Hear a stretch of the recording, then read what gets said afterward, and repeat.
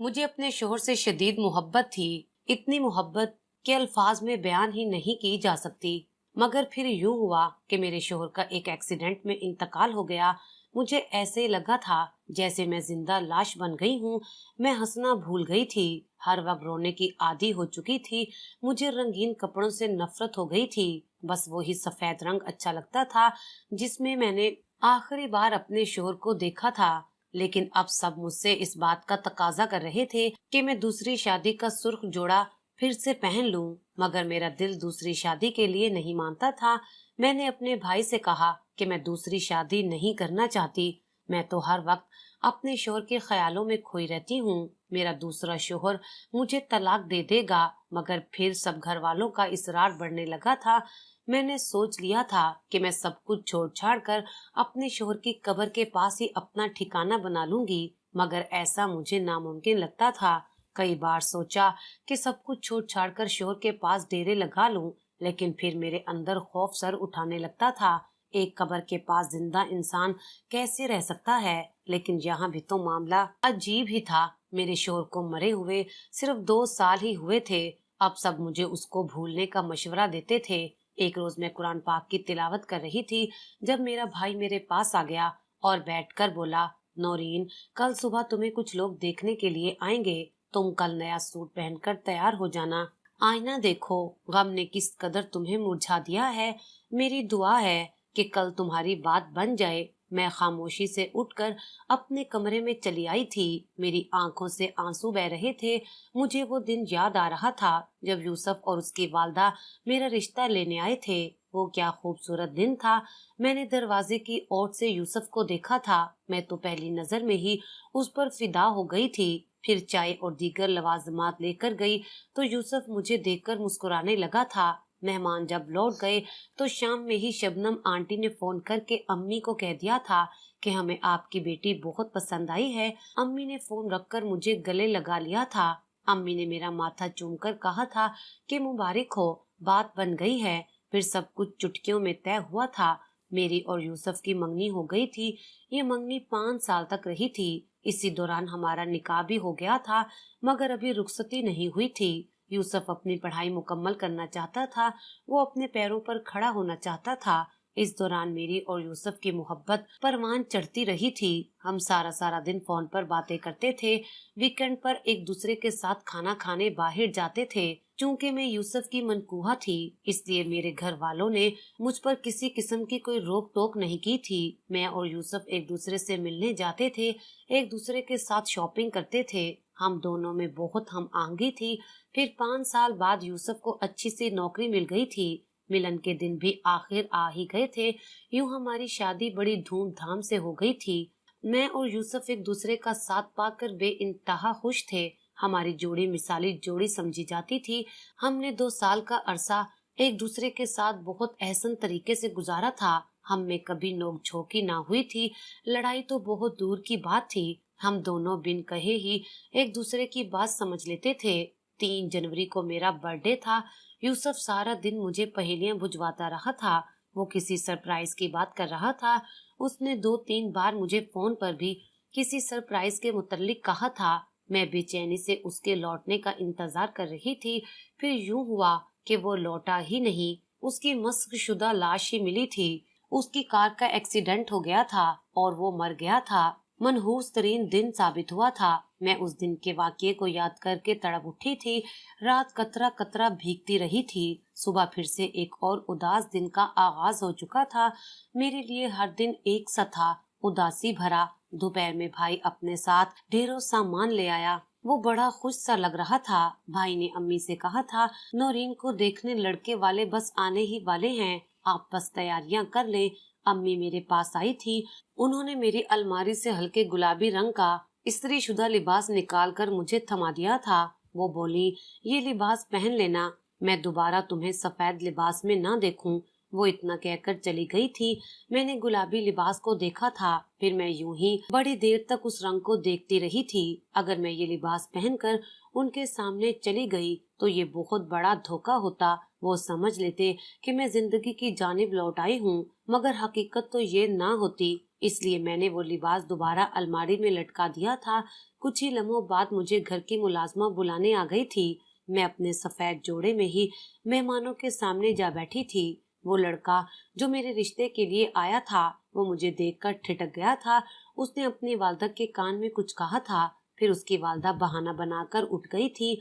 यूं एक और रिश्ते की जानिब से हमें इनकार हो गया था। अम्मी ने मुझे खूब बेइज्जत किया था। उन्हें लग रहा था कि ये सब मेरे सफेद लिबास की वजह से हुआ है, मगर हम दोनों ही इस बात से वाकिफ न थे कि सच कुछ और ही था। कुछ दिन गुजरे होंगे जब मुझे किसी अनजान नंबर की तरफ से फोन आया था। मैंने फोन उठाया तो आगे से एक लड़का बोला था, मैं कमाल बात कर रहा हूँ। मैं कुछ दिन कबल अपनी वालदा के साथ आपका रिश्ता लेने आया था, लेकिन हमने इनकार कर दिया था क्योंकि मैं आपके मुतल्लिक एक बहुत ही अहम बात जानता हूँ। आप मुझे पार्क में आकर मिल जाएं। मैं आपको कुछ बहुत ही जरूरी बात बताना चाहता हूँ। मैं उस लड़के की बात सुनकर ठटक गई थी। न जाने वो मुझसे क्या बात करना चाहता था। मैंने कमाल से मिलने की हामी भर ली थी। मैं अम्मी को कुछ भी बताए बिना ही कमाल से मिलने पार्क चली गई थी। उसने मुझे 3 बजे का टाइम दिया था, मगर मैं घर की वहशत भरे माहौल से घबरा कर 2:30 बजे ही वहां पहुंच गई थी। मुझे पार्क में बैठे बैठे बड़ी देर हो गई थी, लेकिन कमाल वहां आया ही नहीं था। मैंने घड़ी पर वक्त देखा तो शाम के 5 बज चुके थे। मैं एकदम से घबरा गई थी। अम्मी भी यकीनन मेरे लिए परेशान हो रही होंगी। मैंने कमाल का नंबर मिलाया, मगर उसका नंबर बंद जा रहा था। न जाने वो मुझे किस राज के मुतल्लिक बताना चाहता था। मैं खामोशी से उठकर अपने घर की तरफ चल दी थी। मेरी तवक्का के ऐन मुताबिक अम्मी मेरे लिए बहुत परेशान सी खड़ी थी। उन्होंने मुझे देखते ही सवालात की बौछार कर दी थी। मैं उन्हें पुरसकून रहने का कहकर अपने कमरे में चली गई थी। मैंने 1-2 बार फिर से कमाल का नंबर डायल किया था, मगर उसका नंबर मुसलसल बन जा रहा था। मेरा दिल डूब सा गया था। मैं यूसुफ को याद करके आंसू बहाने लगी थी। कुछ दिन आराम से गुजर गए थे। हमेशा से ऐसा ही होता था। जब कोई रिश्ता इनकार कर जाता था, तब अम्मी और भाई कुछ दिन खामोशी से गुजार लेते थे, लेकिन एक हफ्ते बाद ही फिर से उन्हें मेरी शादी की फिक्र सताने लग जाती थी। इस बार भी ऐसा ही हुआ था। मेरे भाई ने कुछ दिनों के इंतजार के बाद ही मेरे लिए एक और रिश्ता ढूंढ निकाला था। मैं जानती थी कि मेरे भाई की नीयत साफ थी। वो सिर्फ और सिर्फ इतना चाहता था कि उसकी बहन का घर बस जाए और वो फिर से जी उठे। मगर ना तो मैं अपना घर बसाना चाहती थी और ना ही दोबारा जीना चाहती थी। भाई ने इस बार अपना मेयार थोड़ा घटा दिया था। शायद वो जान गया था कि एक बेवा औरत को कोई कवारा लड़का कबूल नहीं करेगा। इसलिए इस बार जो मर्द मेरे लिए रिश्ता लेकर आया था, वो 2 बच्चों का बाप था। उसकी बीवी भी भरी जवानी में मर चुकी थी।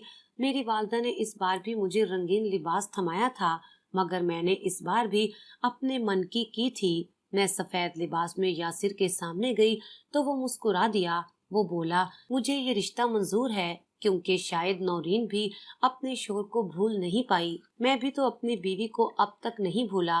मुझे अपने बच्चों के लिए माँ की जरूरत है और अपने लिए एक गमगुसार की। मेरी वालदा और भाई की खुशी देखने के काबिल थी। मुझे यासिर से हमदर्दी हुई, लेकिन इस हमदर्दी में मैं अपने शोहर से बेवफाई तो नहीं कर सकती थी ना। मुझे मालूम था कि उसे कोई न कोई अच्छी लड़की ही मिल जाएगी। इसलिए मैंने अपनी वालदा को साफ मना कर दिया कि मैं शादी नहीं करना चाहती। भाई को भी समझाया, मगर वो इस बार मेरी किसी बात को सुनने पर रजामंद ही नहीं थे। उन्होंने सब मामलात आपस में ही तय कर लिए थे। एक शाम मेरा भाई मेरे पास आकर बैठ गया। मेरे भाई मुझसे 4 साल छोटा था, मगर उसने मेरा बाप बनकर दिखाया था। जमाने की सर्दो गर्म हवा मुझे लगने ही नहीं दी थी। भाई ने कहा कि आज से ठीक 4 दिन बाद तुम्हारा निकाह है। मुझे उम्मीद है कि यासिर तुम्हें बहुत खुश रखेगा।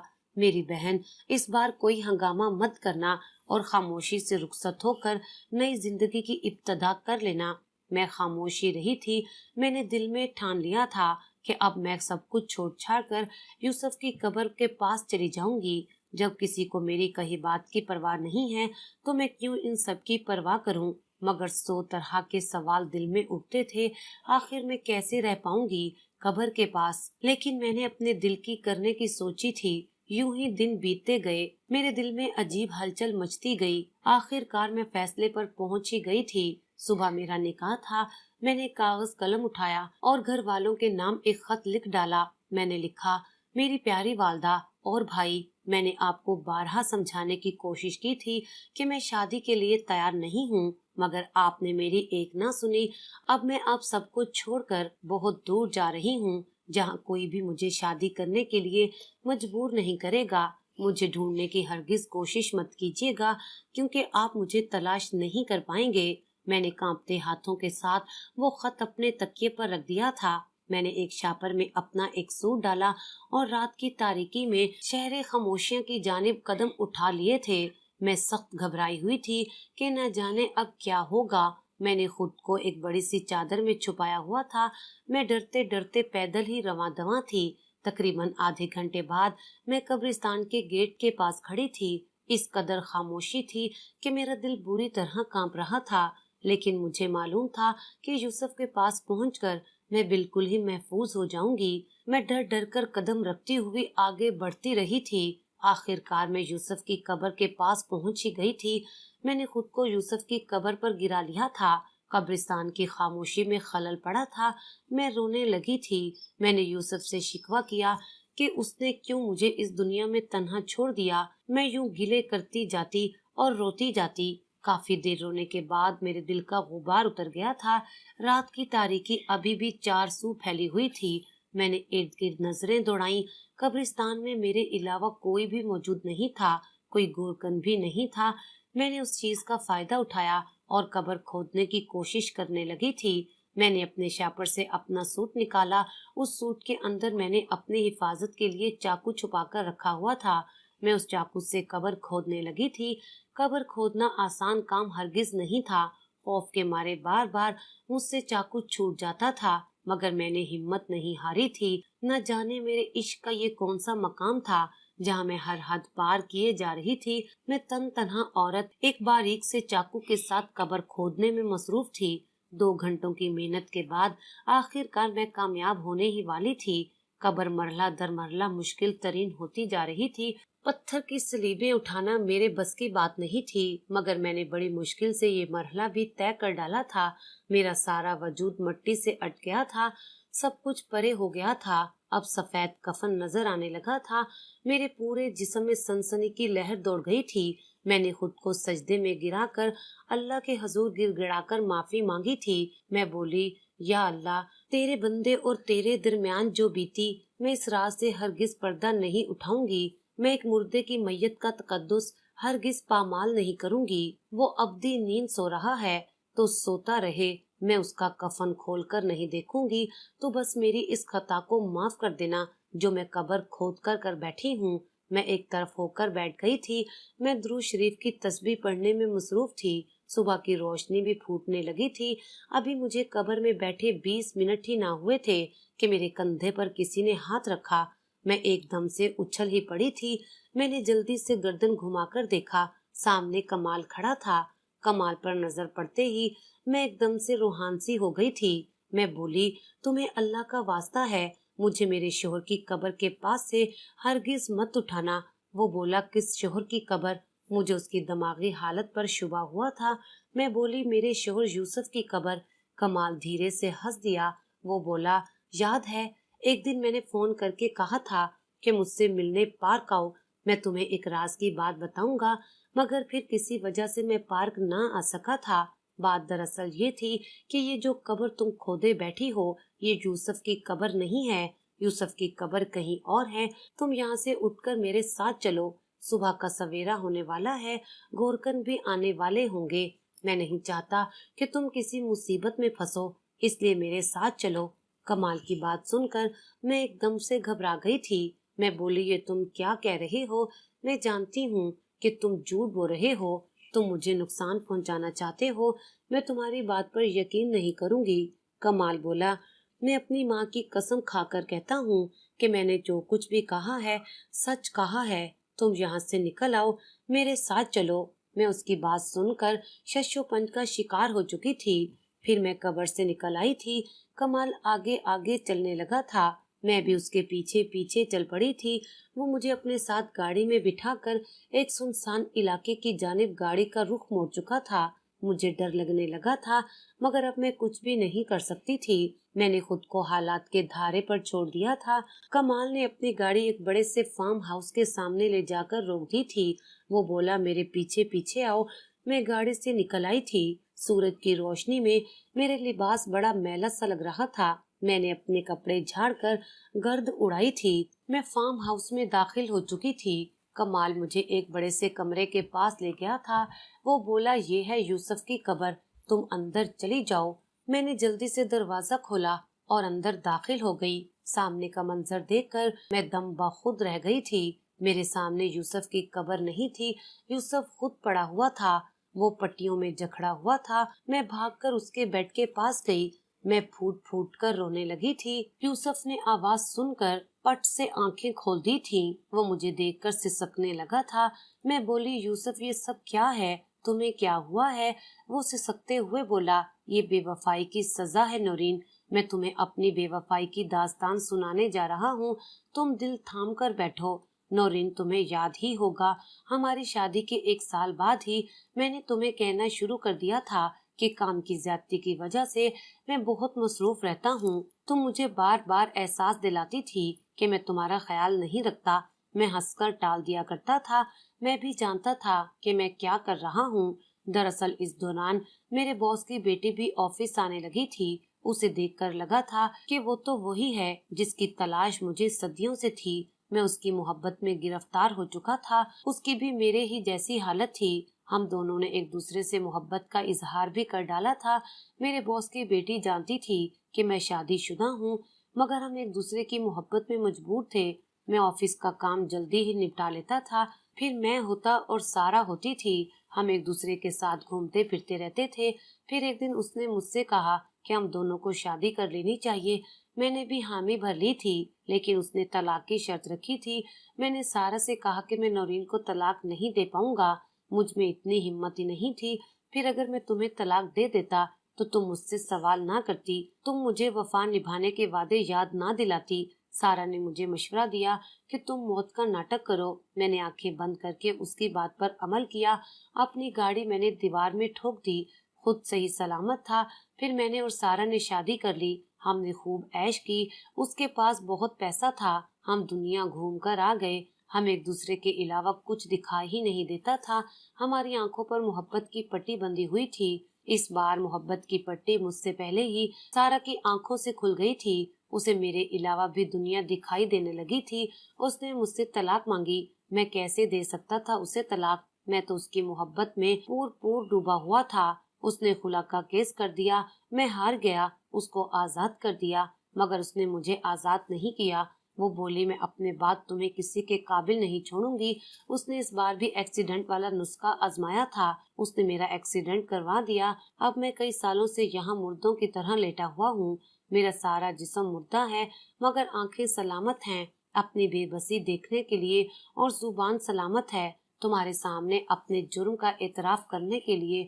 مجھے معاف کر دو نورین، میں نے تمہارے ساتھ بہت زیادتی کی ہے۔ مجھے سارا جب موت کے منہ میں ڈال کر چھڑ گئی تھی، تب میرے کام میرا ایک کولیگ ہی آیا تھا۔ کمال میرا کولیگ تھا۔ اس کو میری حالت کی خبر ہوئی تھی۔ یہ مجھے اپنے فارم ہاؤس لے آیا تھا۔ اس نے میری بہت دیکھ بھال کی ہے۔ مجھے ہر روز ایک ڈاکٹر دیکھنے کو آتا ہے، مگر وہ بھی میرے حوالے سے کسی بھی خوش فہمی کا شکار نہیں ہے۔ کمال نے مجھے بتایا تھا کہ وہ رشتہ ڈھونڈتے ڈھونڈتے تمہارے دروازے تک پہنچ گیا تھا۔ اس نے مجھے جھنجھوڑ ڈالا تھا، بولا کہ تم بے وفائی کے بعد اب دوسرے جرم میں نہ گھر جانا۔ نورین تمہیں مردہ سمجھ کر دوسری شادی کر لے گی، پھر تم نکاح پر نکاح والے گناہ کا بوجھ کیسے اٹھا پاؤ گے؟ میں نے کمال کو بھیج کر تمہیں بلوا لیا تھا۔